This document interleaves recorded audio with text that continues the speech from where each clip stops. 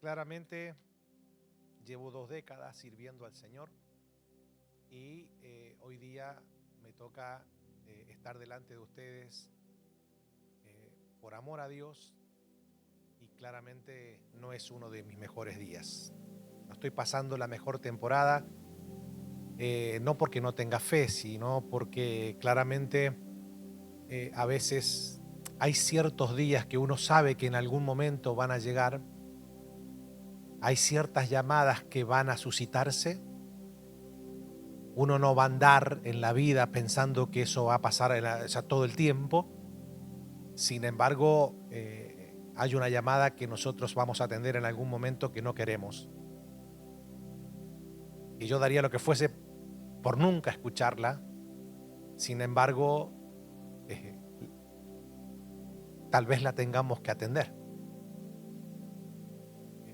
Hay un valle que nos toca atravesar en la vida en ocasiones, que nosotros daríamos lo que fuese por no atravesarlo. Sin embargo, lo vamos a tener que atravesar.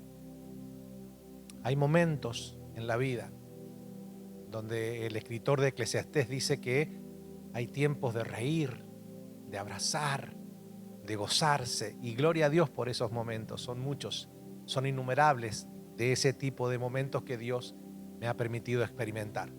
Pero también hay hay días de tristeza, hay días en donde claramente uno quisiera estar en algún lugar del mundo solo, no pensando en nada, solamente descansando.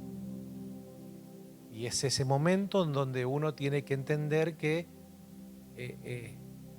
Dios no solamente es nuestra fortaleza en la adversidad, Dios también es nuestro consuelo en la tristeza, en el día difícil, en el día malo. Porque aún en el día malo, Dios sigue siendo bueno. Y claramente yo se los dije hace un par de semanas atrás, claramente estaba mi mamá atravesando un momento crítico de salud, las cosas se fueron complicando y básicamente todo desenlazó de la manera que yo claramente le estaba pidiendo al Señor que no ocurriera. Pero una cosa es lo que yo le pedía al Señor y otra cosa es lo que claramente Dios decide hacer en momentos determinados. No siempre la voluntad del Señor es entendida. Claramente debe ser aceptada.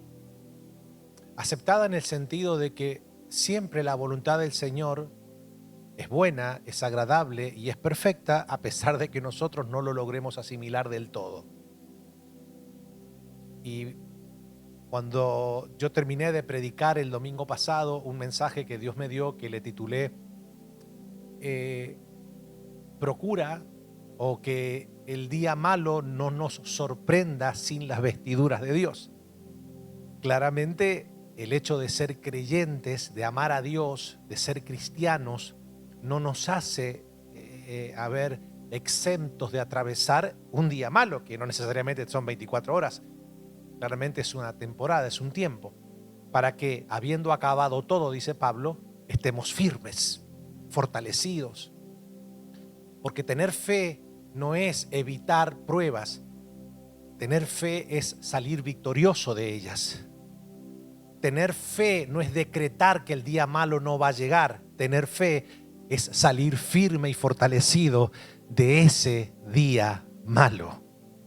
Tener fe es creer que Dios está en control de todo, a pesar de que no siempre las cosas se hagan como uno las pensó que se debería hacer. Tener fe es hacer lo que Cristo hizo cuando estaba en Getsemaní. Señor, si quieres, pasa de mí esta copa, pero que no sea como yo quiero, sino como tú quieres. Que no se haga conforme a mi voluntad, que se haga conforme a tu voluntad. Y hoy es un día difícil para mí pararme, predicar, ministrar. ¿Por qué? Porque claramente ha sido una semana muy fuerte, ha sido un mes difícil, donde no solamente tuve que experimentar situaciones muy dolorosas. O sea, si la partida de alguien que amas claramente deja una sensación muy difícil de poder digerir, necesitas a Dios para ello. O sea, si para uno que ama a Dios, que entiende que la voluntad de Dios es buena, es agradable, es perfecta, que entiende que Dios es soberano y que Dios sabe todas las cosas, aún lo que nosotros ni siquiera podemos entender. Si aún para nosotros que tenemos al Espíritu Santo, que es el que nos consuela, para que nosotros también podamos consolar a quienes están atravesando momentos difíciles, si aún para nosotros que tenemos al Dios Todopoderoso viviendo en nuestros corazones, atravesar estos momentos difíciles es un proceso de un tiempo donde Dios comienza a fortalecernos, a ayudarnos. Imagínense para alguien que no tiene a Dios. Claramente, sin Dios esto es imposible atravesarlo. Estoy hablando para personas que aman a esa persona, a ese ser querido. Debemos despojarnos de este mundo que muchas veces nos está sumergiendo en un desamor total hacia la familia directa. Tenemos a hijos que ya no lloran a sus padres, padres que ni siquiera lloran a sus hijos, enemistados, se entregan el uno al otro, se odian, se aborrecen. No, la Biblia dice que no solamente Cristo vino a darnos salvación y vida eterna en la cruz del Calvario, la Biblia también dice que Él haría venir el espíritu de Elías, donde haría volver el corazón de los padres hacia los hijos y el de los hijos hacia los padres. Entonces, para un mundo que claramente está siendo bombardeado con mentalidades e ideologías que tratan de disolver el amor familiar, el amor fraterno entre hermanos, entre padres e hijos, pues hay gente muy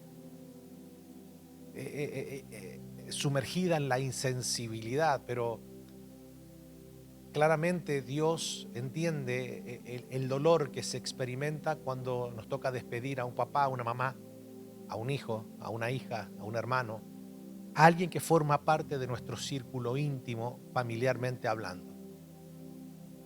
Y claramente la llamada ocurrió. Y yo me puse a pensar cuántas veces pensé en eso. Usted no tiene idea. Estuve durante 8 o 9 años sin poder viajar a mi país. Todos los días le pedí al Señor que esa llamada no ocurra sin que yo tenga la posibilidad de ir a verlos. Oraba todos los días, Señor, no que no ocurra esa llamada, por favor, que no ocurra. Así que durante 8 o 9 años en este país estuve pensando todo el tiempo en que esa llamada no existiera. Pero aún cuando vivía sin Dios, yo fui muy pegado a mi mamá, muy pegado. En muchos aspectos, quizás porque fui el más chico, no lo sé. Yo dormí con mi mamá hasta los 18 años. O sea, tal vez salía toda la noche en la discoteca haciéndome haciéndome el chivo loco, y cuando llegaba a casa seguía haciendo, como me decía mi mamá, el pititito de la malle. Yo llegaba y me acostaba en el pecho de ella, me tocaba la oreja, hasta los 18, 19 años. Bueno, vine acá a los 20, 21. Entonces, para mí, siempre me hacía ruido ese pensamiento de saber que un día, claramente, todos sabemos que vamos a abandonar esta esfera terrestre si Cristo no viene antes por nosotros a buscarnos. Nosotros estamos conscientes de eso. Pero no sé si estamos preparados para esa llamada o para ese momento. Si alguien me dice, no, pastor, mire, yo estuve pensándolo bien y claramente ya estoy preparado. Gloria a Dios. Si alguien se preparó totalmente para enfrentar ese momento, mi admiración para esa persona.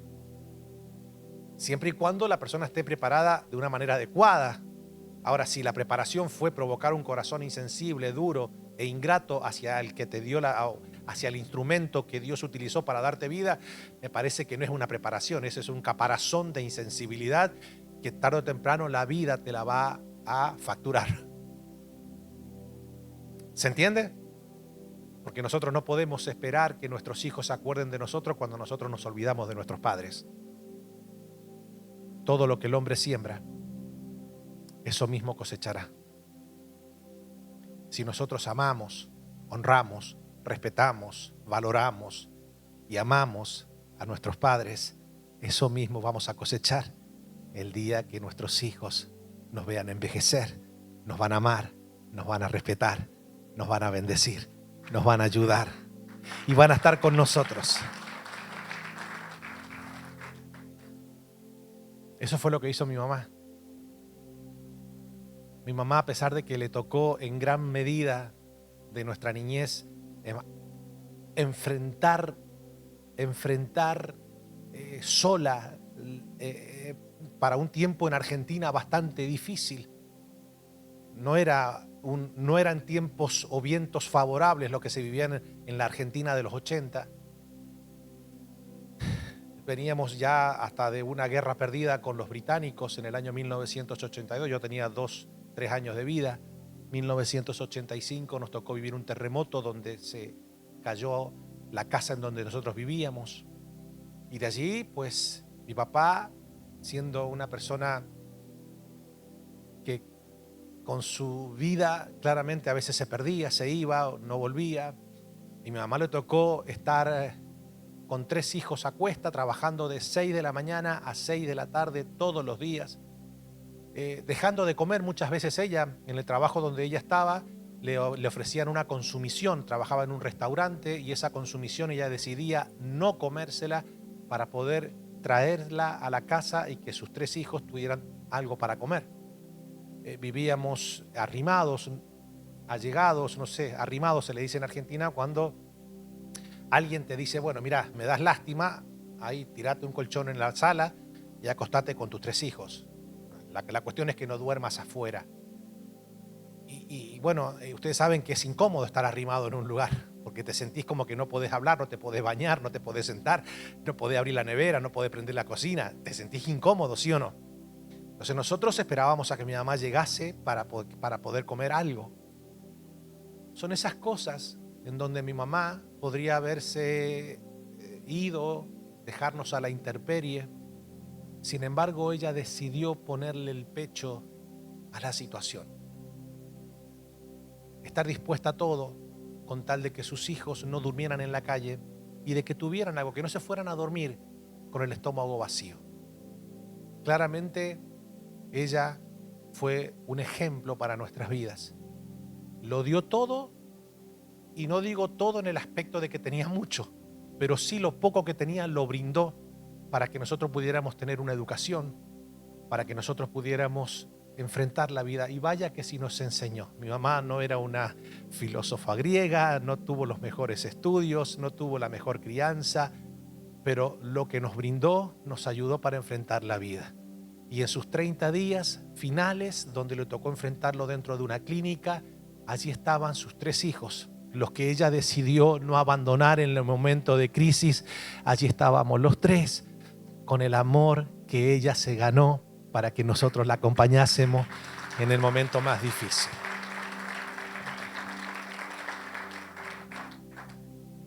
Y claro, hoy día me toca estar con ustedes y usted dirá, bueno, pastor, qué fuerza la que usted tiene. No, es fuerza la que el Señor me da. Claramente mi mamá hace muy poquito, esa llamada ocurrió, fue el lunes a las 5 y pico de la mañana. Yo sabía que era ella. Bueno, mi esposa tampoco ni siquiera alcanzó a decirme, no alcanzó a decirme ni de la muerte de mi padre ni de la muerte de mi madre. Es como que uno lo siente en el corazón. No es fácil. Aparte, a todo esto hay que sumarle que también partió a la presencia del Señor la semana anterior el papá de mi suegra, el abuelo de mi esposa, que claramente fue un pionero, fue el que llevó a toda su familia al conocimiento del Evangelio de Cristo. O sea, no estaba partiendo un viejo que en algún momento se tenía que morir, no. Estaba partiendo un hombre de Dios que marcó la vida espiritual de su generación. Y eso es maravilloso.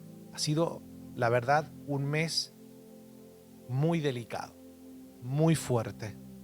Pero si estoy aquí delante de ustedes es porque quiero decirles que en el Señor no solamente hay poder glorioso para salir de los fosos de leones ilesos, para salir victoriosos de los cuartos llenos de fuego y de las pruebas más difíciles. También en el Señor encontramos consuelo para poder sobrellevar los momentos de tristeza, de dolor que nos toca enfrentar en la vida. Claramente, de eso quiero hablarles hoy. Quiero hablarles porque vivimos tristemente días complicados en cuanto a lo que se enseña detrás de un púlpito y básicamente en lo que tiene que ver con la fe. La gente a veces no logra entender del todo lo que significa ser cristiano y qué conlleva llevar una vida de fe. Entonces, hoy día estamos sumergidos en una enseñanza de fe que nos hacen creer que el hecho de vivir por fe nos hace a nosotros inmunes, intocables, que nos hace a nosotros caminar toda la vida de victoria en victoria, de poder, de gloria en gloria. Y claramente que eso es así, es una promesa. Pero, a ver, debemos también entender que la vida de fe también es una vida donde nos va a tocar atravesar valles de sombra y de muerte, donde también vamos a tener que enfrentar días malos según la Biblia. ¿Me hago entender? Entonces, muchas personas, como entienden que vivir por fe es vivir exentos de tiempos difíciles, cuando les toque vivir un día difícil no saben qué hacer. Se le desmorona toda su estructura espiritual. Comienzan a dudar de la existencia de Dios, comienzan a dudar de la bondad de Dios, comienzan a dudar de la benignidad de Dios y terminan por desistir de la vida de fe, porque en su mente no cabe el por qué me ocurrió lo que me ocurrió o por qué Dios no atendió a lo que le pedí. Si yo se lo pedí con fe y parece ser que Dios o no existe, o yo tengo en realidad, como dicen los ateos, un amigo imaginario en donde yo trato de descansar emocional y espiritualmente, con el cual, pues, a la hora de yo pedirle la veracidad de su existencia por medio de una prueba que estoy enfrentando, la cual Él decidió no obrar, no prestarme atención, pues básicamente quizás los ateos tengan un poco de razón. Quizás me estoy perdiendo de vivir varios placeres de este mundo por guardarme para un amigo imaginario que tal vez no existe. la estructura se les comienza a mover. Algunos dicen, bueno, al final, ¿de qué me sirve guardarme para Dios, creerle a Él, orarle, si al final, en el momento en que más lo necesité, en el momento más oscuro de mi vida, donde quería ver el sol de justicia de Él, no solamente para que mi vida pudiera ser fortalecida en la experiencia de un milagro palpable en mi propia vida, sino que aún esa luz podía alumbrar a quienes me rodean para que vean que el Dios que yo creo es real, es verdadero. Mucha gente se le desmorona la fe cuando les toca atravesar el valle de sombra y de muerte porque no saben qué hacer. Por ejemplo, el pueblo de Israel, todo era cánticos de alabanza y de gloria mientras las plagas caían sobre el pueblo egipcio. Todo era cántico de victoria mientras Dios le daba victoria cuando atravesaban el Mar Rojo y veía cómo todos los enemigos de Israel quedaban ahogados dentro del mismo mar. Pero no supieron comportarse en el momento del desierto. No estaban acostumbrados, si bien eran esclavos, pero por ejemplo, ellos decían, preferimos ser esclavos en Egipto, donde por lo menos tenemos cebollita, puerros, donde podemos, tal vez no tenemos la comodidad que nosotros nos hubiese gustado tener. Éramos esclavos, pero básicamente teníamos por lo menos alguna casita. Podíamos disfrutar de la cebollita. En cambio ahora estamos en un desierto donde no tenemos lo poco que teníamos en Egipto, no lo tenemos, y solamente tenemos este poco de maná que nos cae del cielo, que es todo lo mismo, queremos carne.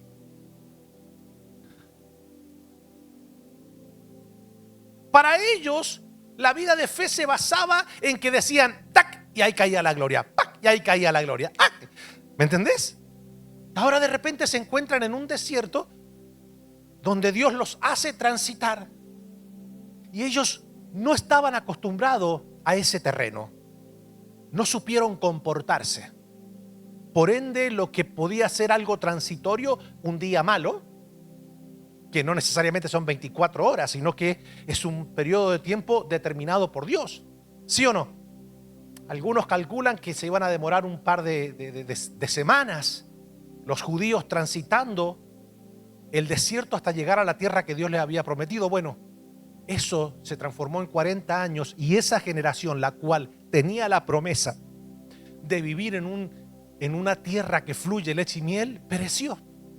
Pero pereció porque no supieron vivir, no supieron enfrentar el desierto, el día malo, ese valle de sombra y de muerte, que a nosotros nos toca atravesar como familia durante este mes.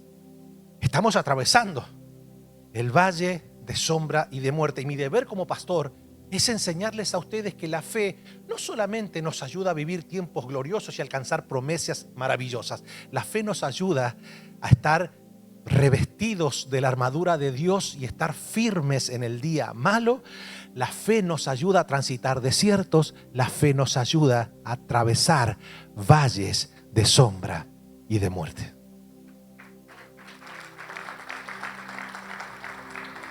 Debo preparar a la grey que Dios me permite pastorear para enseñarles que en el evangelio no todo es color de rosa. No es que yo hago un decreto y todo ocurre. Vamos, te hago un decreto como apóstol de esta casa. Ahora levanta tus manos. Ahora te decreto esto, te decreto aquello. Y no es así. Por favor, no es así. La vida espiritual está llena de momentos, de situaciones, de circunstancias. El hecho de que Dios, por alguna curiosa razón, diga, bueno, ahora tienes que atravesar este desierto, no es que ahora Dios nos tira en el desierto y nos abandona. No. Cada situación que Dios permite en nuestra vida es porque trae una enseñanza detrás. Es porque algo Él quiere hacer en nuestra vida. Es porque Él quiere medir el amor de nuestro corazón hacia Él. Y a veces no lo vamos a entender. Les soy sincero, no lo vamos a entender. Porque en parte conocemos y en parte no.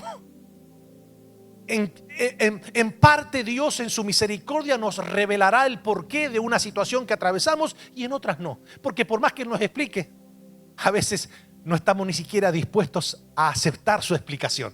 Viste que hay gente que dice, ¿pero por qué? Y vos le explicás y te dice, no, pero ¿por qué? A ver, te pide por qué. Vos le das el por qué, pero después te pide el por qué del por qué que le diste. ¿Han visto gente así?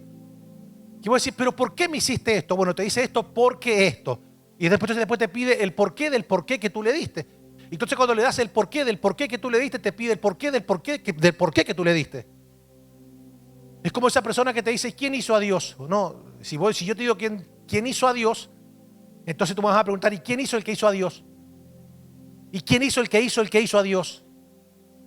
Entonces no paramos más. Entonces Dios se hizo a sí mismo. Dios siempre existió. Dios no tuvo nacimiento. No lo entiendo. Es que lo tienes que creer. Porque esto no es... Una mente finita no puede entender a un Dios eterno e infinito.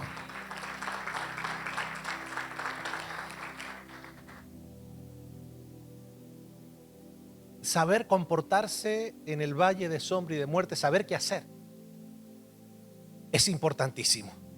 Porque, a ver, debemos todos entender que el valle de sombra y de muerte es parte del pastorado de Dios sobre nuestra vida. Lo voy a volver a repetir. El valle de sombra y de muerte es parte del pastorado de Dios en nuestras vidas. Que Dios sea nuestro pastor no indica que todos los terrenos que vamos a atravesar son terrenos gloriosos, fértiles, hermosos, con paisajes acogedores. Gloria a Dios si eso fuese así, mi hermano, qué lindo sería. Pero bueno, hay una promesa eterna que cuando nos toque vestir esto corruptible de incorruptible y esto mortal de inmortalidad, ahí sí, ya en esa vida eterna nueva que Dios nos promete en la Nueva Jerusalén, allí sí no va a haber valles de sombra ni de muerte, no habrá desierto, no habrá angustia, no habrá dolor, no habrá llanto, las calles son como de oro, el mar es como de cristal, veremos a Dios tal y como Él es y no tendremos necesidad del sol y de la luna porque el resplandor de su gloria nos iluminará por los siglos de los siglos. Hasta allí estamos bien y esa promesa, para experimentarla tenemos que abandonar este caparazón de carne. Y yo creo que muchos de nosotros sabemos que algún día lo vamos a tener que despojarnos de esta chuleta, pero yo creo que nadie está apurado por hacerlo. A no ser que tenga una depresión de acá a la China que diga, me quiero morir ya, no aguanto más, me quiero ir con el Señor. Bueno, ojalá que ese me quiero ir con el Señor sea una exclamación de espiritualidad, como dice el libro de Apocalipsis. El Espíritu y la novia dicen, ven. Oh. Pero si te querés ir porque no das más, porque querés huir, eso ya no es el espíritu y la novia, eso es la depresión diciéndote ya está. No es así. Entonces, yo estoy muy seguro de que conocer lo que debemos hacer cuando nos toque atravesar un valle de sombra y de muerte será muy útil para cuando lo transitemos. Lo difícil es cuando la persona atraviesa el valle de sombra y de muerte y no tiene la teoría del conocimiento de cómo debía comportarse, qué se debía hacer. Porque ahora todo es una situación difícil, porque ni siquiera tengo una palabra que memorizar para saber qué hacer en este momento de tanta angustia, de tanta desesperación. ¿Me hago entender hasta aquí?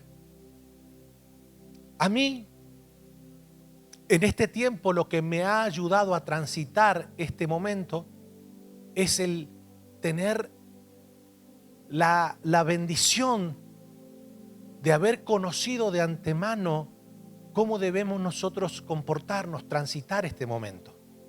Eso no indica que el saber qué hacer en un momento determinado, en un momento difícil, eso no indica que te va a extirpar el dolor, la tristeza, pero por lo menos te puede brindar la fortaleza, el aliento para que ese momento pueda ser llevadero y habiendo acabado todo, podamos estar firmes, fortalecidos, consolados, cosa que cuando alguien nos venga a nosotros a decir: ¿qué hiciste cuando te tocó atravesar esto que hoy estoy atravesando? Tú puedas tener una palabra de aliento, una palabra de consuelo, y con el mismo consuelo con que Dios te consoló a ti en el momento difícil, tú puedas consolar a ese familiar, a ese amigo, a ese compañero de trabajo, a ese vecino que está atravesando por ese valle que ya Dios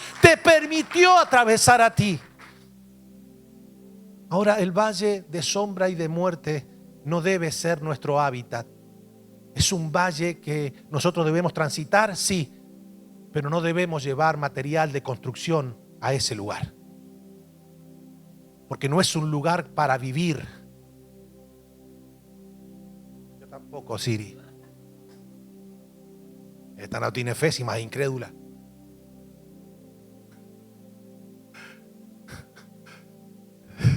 Hasta Siri te puede sacar una sonrisa en medio de la tristeza, mi hermano.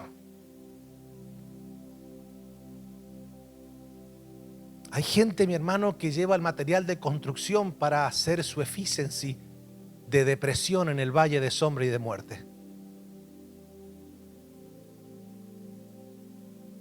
Pero no.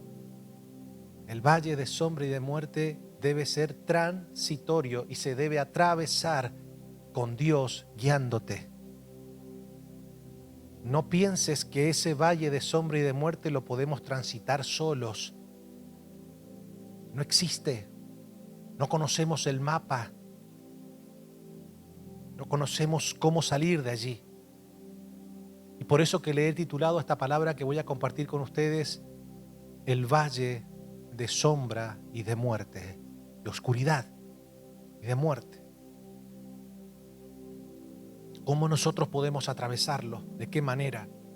La Biblia nos arroja luz, nos proporciona las herramientas teológicas para que nosotros la podamos atesorar en nuestro corazón y desde ese lugar saber que vamos caminando con el Señor.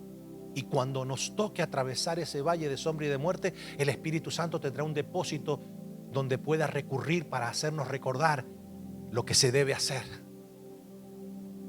Esto es glorioso, lo que le estoy enseñando. No es que yo sea más fuerte que otra persona.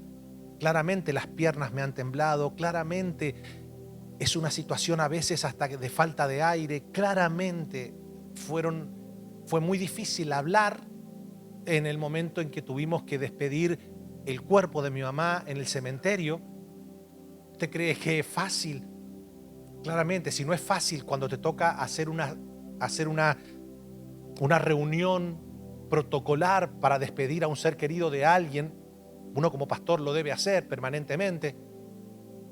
No es fácil, porque se te vienen muchos recuerdos, porque al fin y al cabo, tanto que se peleaba mi papá, mi mamá, mi hermano, los dos están en el mismo lugar. Y hace 8 años yo tuve que pasar por ese lugar, por ese valle. Hace 9 años tuve que pasar por ese valle. Tuve que hablar. Cuando no querés hablar, cuando lo que querés claramente es estar callado, es sentir que estás solo, porque querés drenar ese dolor de la manera que tú te sientas cómodo, sin tener que ver que alguien te esté mirando, sin tener que ver que alguien, ¿viste? Porque a veces aún la gente piensa que llorar ante la partida de alguien que amas, ay, qué falta de fe, alegrate, gozate, está en el cielo con el Señor. Yo sé que está en el cielo con el Señor, pero pará, déjame tranquilo, déjame tranquila. Pensamos, ¿sí o no? Y claramente a veces uno se cohíbe, porque a veces claramente, viste, bueno, es el pastor, tenía el hijo más chico, el pastor, a ver qué dice, a ver qué hace. Si llora mucho no tenía fe, si no llora es un insensible. Si mira para arriba, ay, cómo no le... Si le tira una flor, ¿cómo le tira una flor a un muerto? Si no le tira una flor, ay, ni una flor le tiró. Es así. Es así. Son las cosas del oficio. Entonces, se me pasaron tantas cosas, mi hermano, porque en ese mismo lugar, fue en el mismo lugar donde hace 9 años atrás yo salí de ese parque de descanso con un nudo en la garganta porque ni siquiera pude tener la libertad de llorar bien a mi papá. ¿Por qué? Por protocolo, porque, ay, qué vergüenza si me largo a llorar con gritos.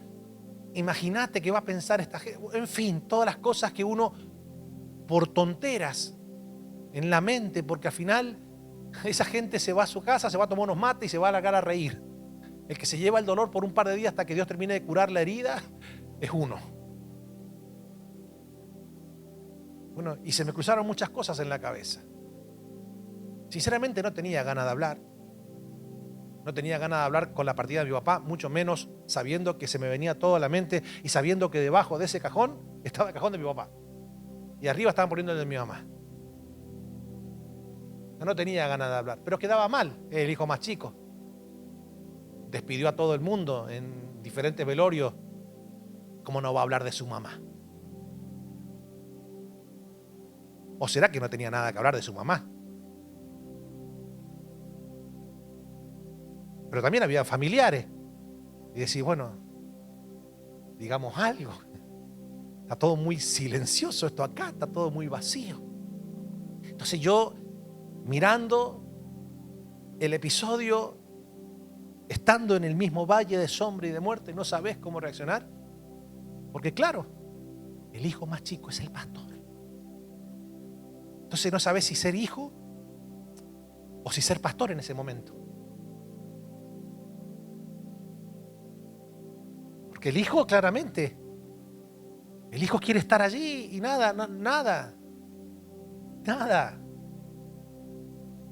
Solamente déjame estar acá, nada más. Pero había un silencio tan estronduoso, ¿cómo se dice? Bueno, tan fuerte, había un silencio tan fuerte. Había un silencio tan fuerte. Hasta yo llegué a pensar y dije, queda muy mal que no hable, que no diga, que no piense, que no despida, qué sé yo, no sé. Bueno, Dios me dio la fuerza para poder hablar, para poder decir.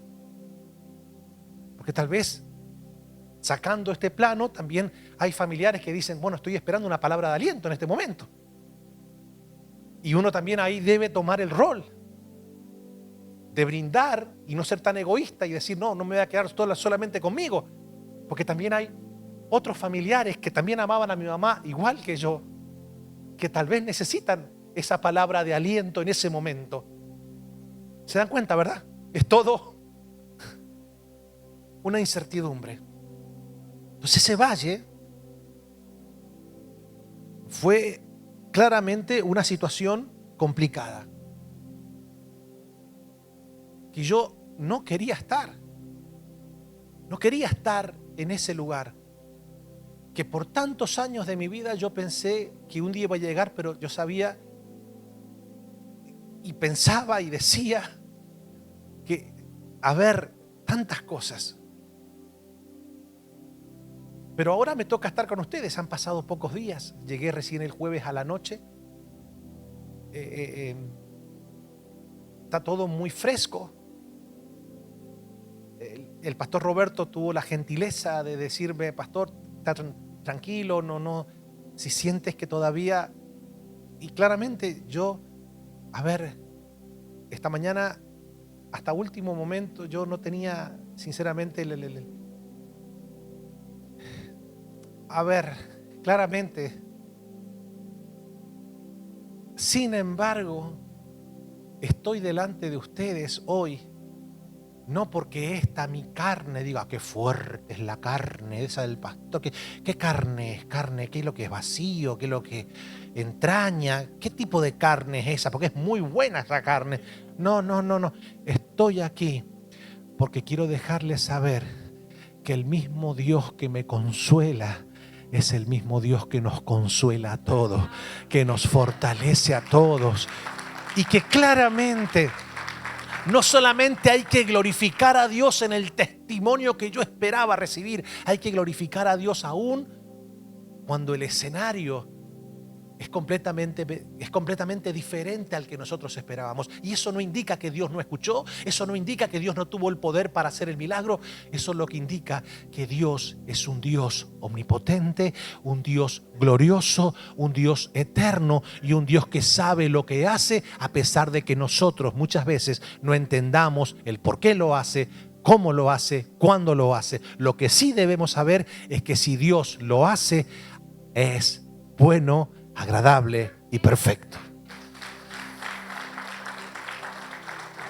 Mire, mi mamá, los que tuvieron la oportunidad de conocerla, era una mujer que claramente no tenía pelos en la lengua para decirte nada. O sea, y mire, durante 20 años le estuve pidiendo a Dios que la salvara. Yo decía, ¿por dónde? Porque cada vez que yo trataba de decir, me decía, ella me amaba como hijo y se alegraba de que fuera pastor. Pero bueno, de allí a dar ese paso de fe que uno quería que diera, era un poco durazna la vieja. Entonces, cada vez, viste, que uno intentaba, viste, introducirse por allí como para que ya ella te ponía el freno de mano, viste. Te aplicaba el piñón fijo y se clavaba todo ahí. De una. Entonces, durante 20 años le estuve pidiendo a Dios, sálvala, sálvala, sálvala. Alumbra los ojos de su entendimiento, que Cristo resplandezca en su corazón, Señor. Ten misericordia de ella. Creo en lo que dice tu promesa. Cree tú y toda tu familia será salva. Señor, yo lo creo, yo lo creo, yo lo creo, yo lo creo, Señor. Y durante este mes, mi hermano, que ella le tocó atravesar este momento difícil, crítico, ella pudo abrirse a escuchar. Mi hermano, y durante esos 30 días, mire, mi hermano, si mi mamá no se arrepintió, eso téngalo por seguro que no es así. Porque le hice arrepentirse de sus pecados todos los días y 3 veces por día, mi hermano. La que nunca quiso hacer ninguna oración de fe, nada sabe cómo repetía la vieja la oración de fe. De aquí para allá, de aquí para allá. Entonces, yo te hago una pregunta. Yo sé que en algún momento, mi mamá físicamente iba a partir, si el Señor no venía antes por nosotros a buscarnos, ¿sí o no? Claramente. O sea que era cuestión de tiempo. Ahora, Dios escuchó el clamor de 20 años, no solamente mío, sino de mis hermanos, por la salvación de mi madre. Sí, porque Él no permitió que mi mamá se fuese de repente sin tener esa oportunidad de arrepentirse. Dios escuchó. Entonces, Dios valoró más la salvación de mi mamá que la sanidad de ella. Doy gloria a Dios por su salvación y acepto la voluntad de Dios por cómo se fue. Ese es el consuelo que el Señor nos da a nosotros en los momentos difíciles. Entonces yo no puedo agarrar ahora y decir, bueno, ¿será que Dios se olvidó de mí? ¿Por qué Dios no hizo las dos cosas? Bueno, a ver, tampoco podemos ser tan, controladores y que nosotros queramos llevar toda la mano. No podemos ser tan inconformes. Está como ese que mi hermano un día perdió $100. Hay gente que por todo vive inconforme, por más que Dios le responda como le responda, que Dios le muestre lo que le muestre, viven inconforme. ¿Conoce gente así? Había una persona que un día perdió $100, mi hermano. Y estaba de él llorar la persona, hasta que viene, ¿viste? Hasta que viene un señor y le dice, ¿por qué estás llorando tanto? Porque perdí $100, le dice. Entonces agarra el hombre y le dice, pero no llores tanto, sacó $100, tomá, y el tipo agarra los $100 y se larga a llorar de vuelta. Y le dice, ¿por qué está llorando ahora? Porque hubiese tenido 200 ahora, dice. Claro. Hay gente, mi hermano, que ya tiene en el alma la queja, mi hermano. Exacto, ¿viste? Por más que se haga lo que se haga, nunca va a estar conforme. Mi hermano, yo en vez de reprocharle a Dios el por qué no la sanó, le doy gracias al Señor por escuchar el clamor de 20 años y haberla salvado en su grande amor y bondad.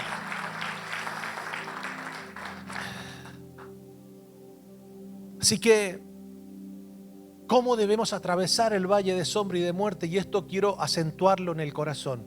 Por más que usted y yo nos hayamos rendido al Señor de corazón, por más que llevemos una vida no perfecta, pero sí una vida temerosa de Dios, eso no indica que ya Dios en recompensa nos va a nosotros a llevar solamente por caminos gloriosos llenos de bendición. No. Y esto lo deja bien acentuado el salmista David en el Salmo 23.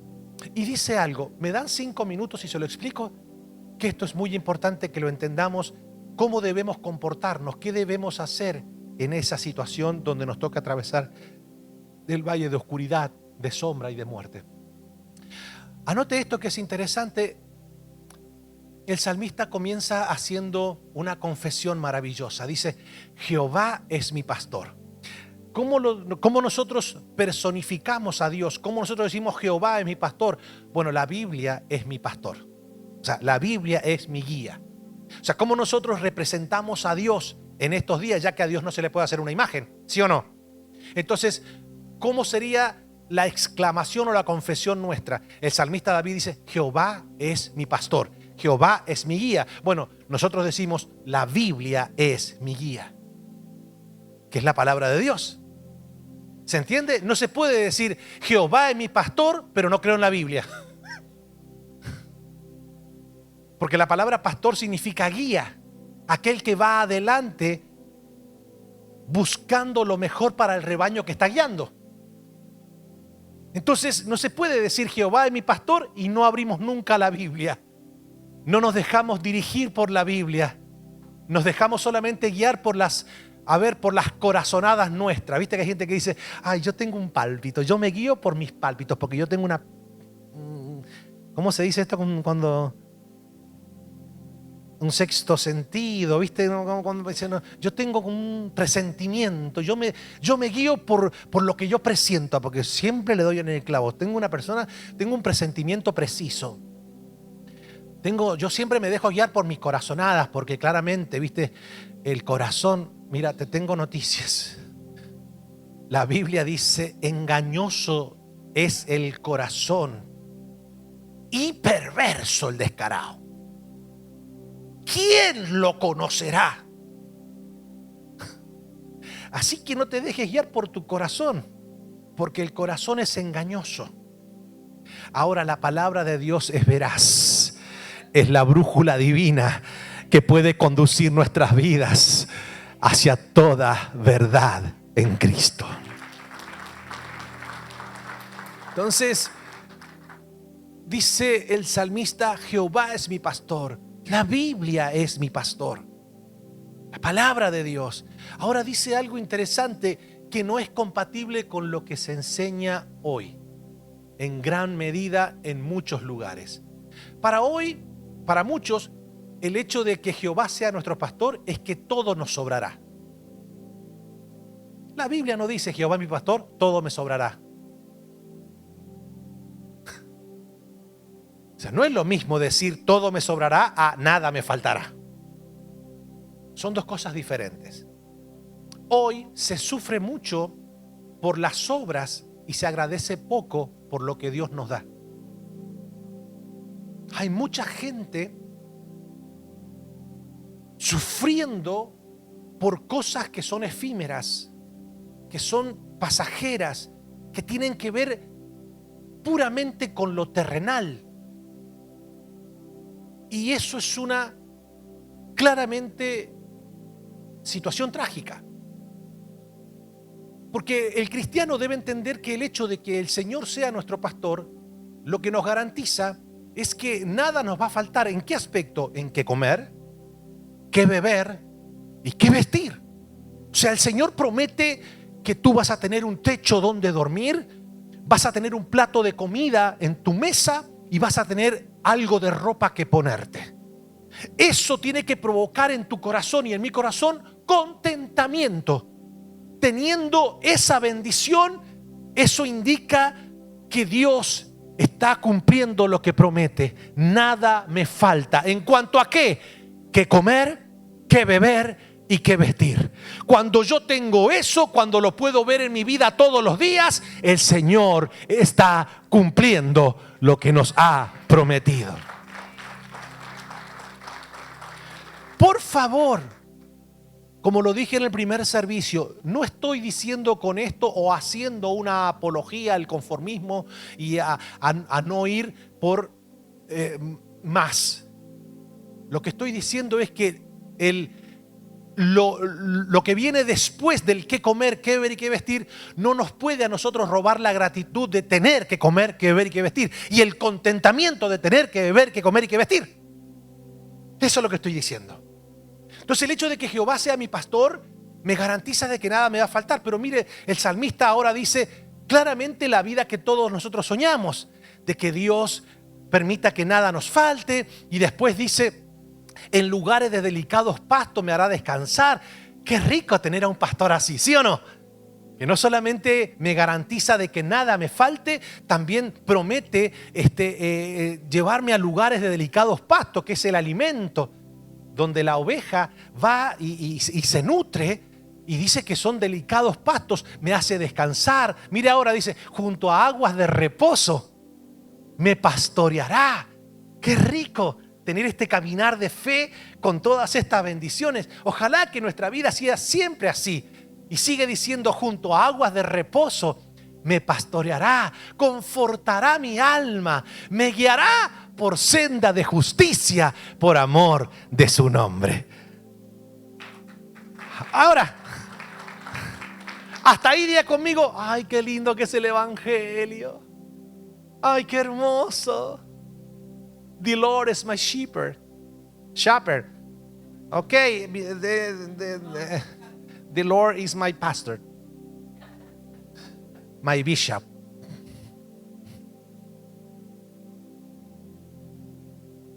Ustedes la complican con el inglés, mi hermano. Si usted no entiende el inglés británico, no juzgue.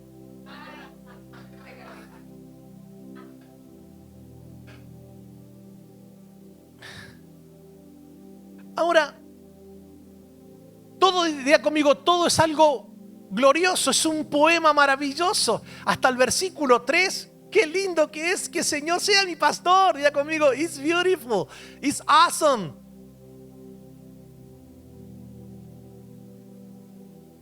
La cuestión es que en el versículo 4 la gente como que se comienza a complicar. O por lo menos muchos le conviene predicar hasta el 3. Porque al fin y al cabo, si te hablo del 4, no, de ese quiero hablarte yo, del 4. Porque los primeros 3 versículos nos proporcionan a nosotros lo que un padre hace con su hijo cuando nace. El padre, cuando nace un hijo, se esfuerza y se esmera por ver que a su hijo recién nacido no le falte nada. Usted no va a tirar un valle de sombra y de muerte a un niño recién nacido.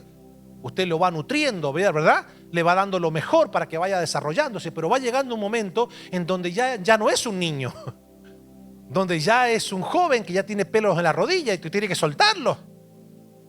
¿Sí o no? Un buen padre no es aquel que tiene bajo sus faldas a sus hijos hasta los 40 años. No.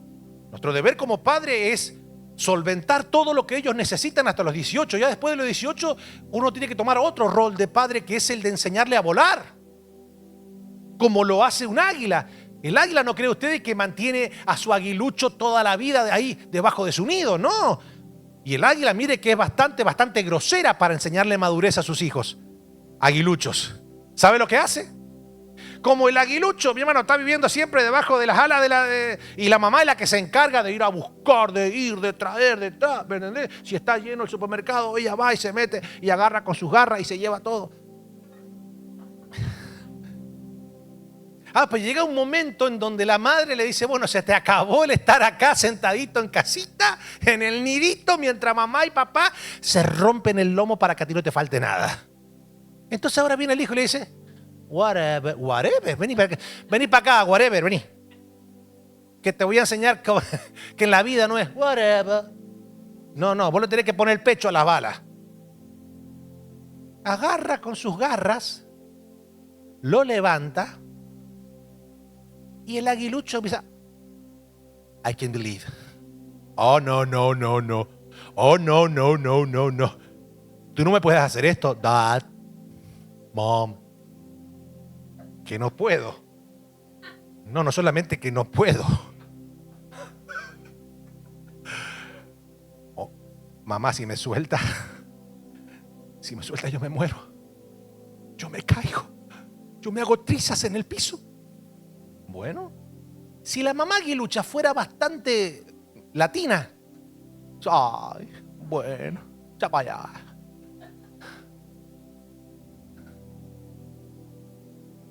Lo que hace la mamá es que lo lleva a su hijo, a su cría, y cuando está en la altura lo suelta. Ya conmigo, Ave María Purísima. Claro, lo que pasa es que el aguilucho piensa que se va a morir, y en su desesperación, ¿qué hace el aguilucho? Hasta que se da cuenta que la mamá no era insensible con ese gesto que estaba teniendo. La mamá lo que le estaba diciendo, tú también tienes alas para que puedas volar.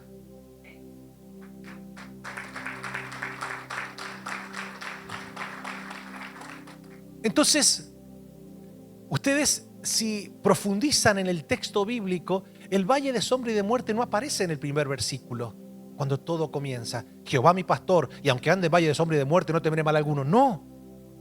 ¿Por qué? Porque hay 3 versículos previos que nos dejan saber que Él está atento a que nada nos falte, que nos va alimentando, que nos va confortando, que nos va llevando a arroyos. ¿Sí o no? Como lo que hace un padre. Pero después, nosotros a nuestros hijos también tenemos que decirle que no todo, porque nosotros ¿qué tratamos de darle a nuestros hijos? Siempre lo mejor, y por lo menos tratar de evitarles varios dolores de cabeza que nosotros nos tocó atravesar. Ahora después, usted no le tiene que decir a su hijo que esa es la verdadera vida. No, a su hijo tiene que decirle, mira, dale glorias a Dios que tenés una familia con un contexto cristiano, que tenés una familia con un contexto de provisión de Dios y que todo esto es maravilloso. Ahora, en la vida no todo siempre es así. En la vida te va a tocar atravesar momentos duros. Te va a tocar atravesar momentos críticos. Y entonces le comienzas a contar en tu vida los momentos que te tocó atravesar. Cosa que tu hijo tenga a dónde ir en el momento que a él también le toque atravesar un momento difícil. Entonces ahí papá y mamá le van a decir, tu papá y tu mamá hicieron esto en el momento de dificultad. ¿Qué es lo que te quiero decir? El Señor básicamente es, cuando Él permite un valle de sombra y de muerte en nuestra vida, lo hace sabiendo de que ya estamos preparados, porque Él no nos dejará ser probados más de lo que podemos soportar.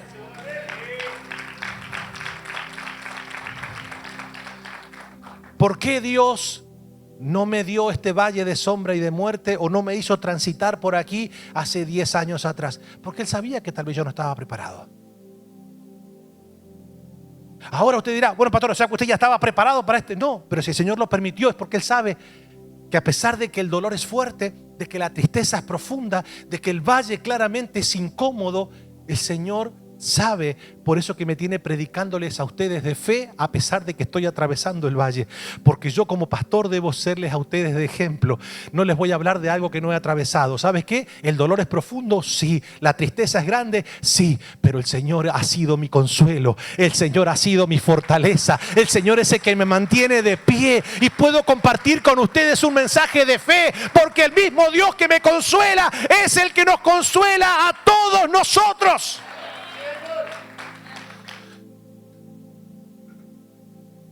Así que si nos toca atravesar ese valle, por favor, no lleves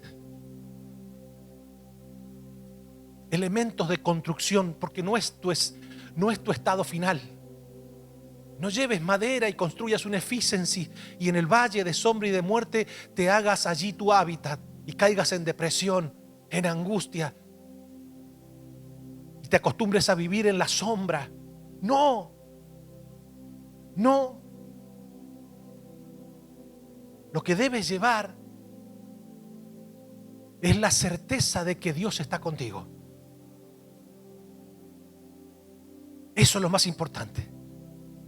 En este valle de sombra y de muerte yo no estoy dudando de la presencia de Dios en mi adversidad, en mi valle de sombra. Yo sé que Él está. A pesar de que muchas veces Satanás te puede tirar pensamientos a la mente y diciendo, ¿dónde está Dios en este valle de sombra, de oscuridad que estás atravesando? Cuando eso ocurra, cuando te venga un pensamiento que te diga a tu propia mente dónde está Dios en el valle de sombra, tú te paras en la brecha y le dices, yo estoy no bajo esta sombra que es transitoria. Yo vivo y habito bajo la sombra del Omnipotente, bajo el abrigo del Altísimo. Y Él hará que yo salga vencedor de este valle de sombra y de muerte. Pastor, ¿y qué debo hacer, por favor? Porque a mí nunca me tocó atravesar eso, pero usted, pastor, que está diciendo esto ahora me da miedo atravesarlo. No, a ver, por favor, no te estoy predicando esto para ahora disponer tu corazón a una odisea mental. Te estoy hablando de esto para que entiendas el teórico de lo que tienes que hacer cuando te toque enfrentarlo. Pero el Señor es el que determina los tiempos. Yo te estaría mintiendo si te digo, hermano, hermana, en la vida hay gente que Dios permitirá que atraviesen un valle de sombra y de muerte y otros no. No, el valle de sombra y de muerte es una tarea ineludible para todos. Creyente y no creyente, porque a ver, capaz que viene el diablo y te dice, no te conviene ser cristiano, porque al final Dios te hace y te hace transitar por valles de sombra y de muerte, por desiertos y por momentos críticos. Venite conmigo que lo mío va a ser todo color de rosa.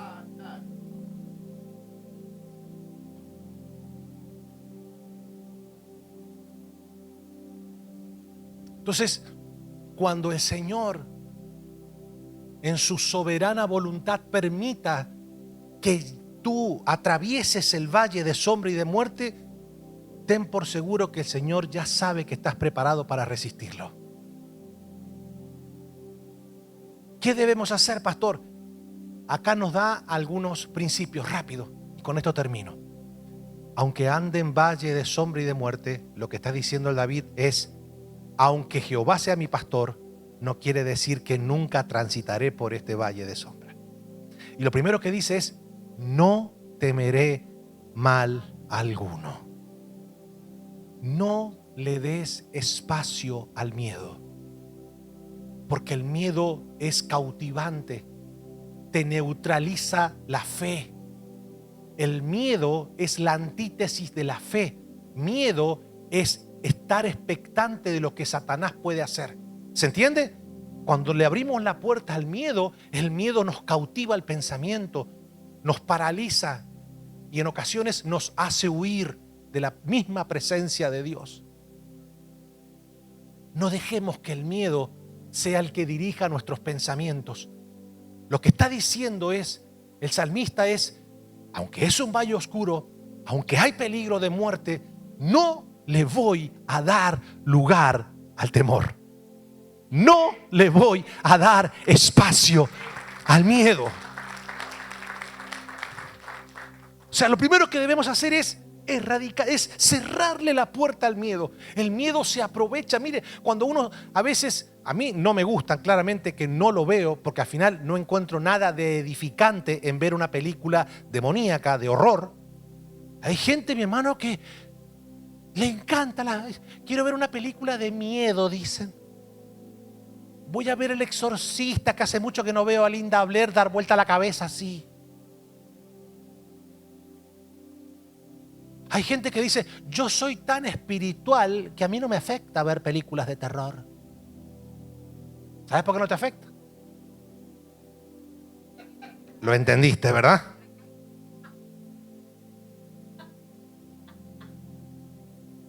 Porque entre curas no se tiran la sotana.